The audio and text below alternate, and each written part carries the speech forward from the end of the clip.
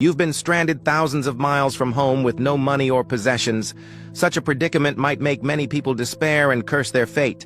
But for Zeno of Cyprus, it became the foundation of his life's work and lasting legacy. Once a wealthy merchant, Zeno lost everything when his ship was destroyed near Athens around 300 BCE. With nothing else to do, he wandered into a bookshop, grew curious about the life of Socrates, and began studying with the city's leading philosophers. As Zeno developed his own teachings, he founded a new school of philosophy, Stoicism, a system rooted in virtue, self-discipline, and rational living, which has inspired generations of leaders and thinkers. The name Stoicism comes from the Stoa Poikile, a decorated colonnade in Athens, where Zeno and his students gathered to discuss life and wisdom. Today, we use the word stoic to describe someone who remains calm under pressure and avoids emotional extremes. But the original philosophy was much deeper than just emotional restraint. Stoics believed that everything around us operates through a web of cause and effect,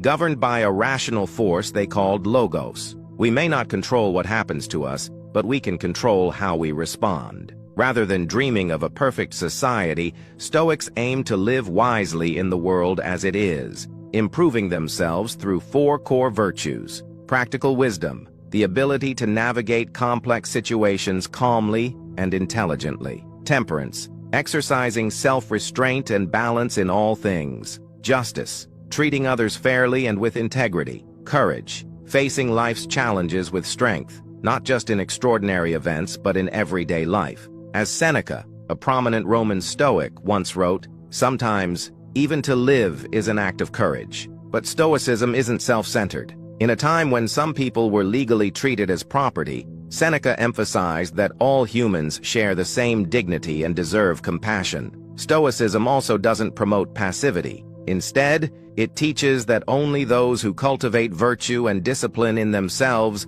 can bring meaningful change to others. One of the most famous Stoic thinkers was also one of Rome's greatest emperors, Marcus Aurelius. For 19 years, Stoic principles helped him lead the empire through wars and deep personal loss, including the deaths of several children.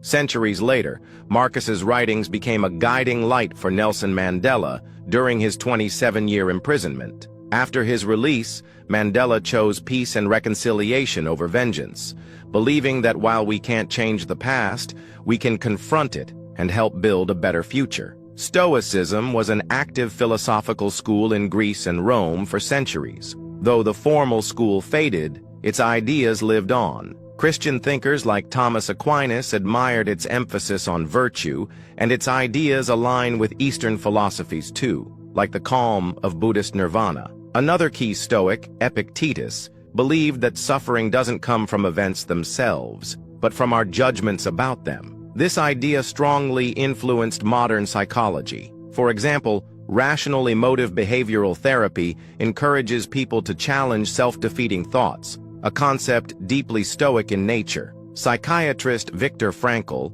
who endured imprisonment during World War II, created a method called logotherapy, based on the Stoic idea that we can endure hardship by finding meaning in it. Today, science helps explain part of how this works. Dopamine, the brain's motivation molecule, drives us to seek rewards, but Stoics remind us not to be ruled by it. Not every impulse deserves a reaction. Instead of chasing endless highs, Stoicism teaches us to live intentionally, to grow in character, and to find lasting peace, not by escaping reality, but by embracing it with courage, clarity, and calm.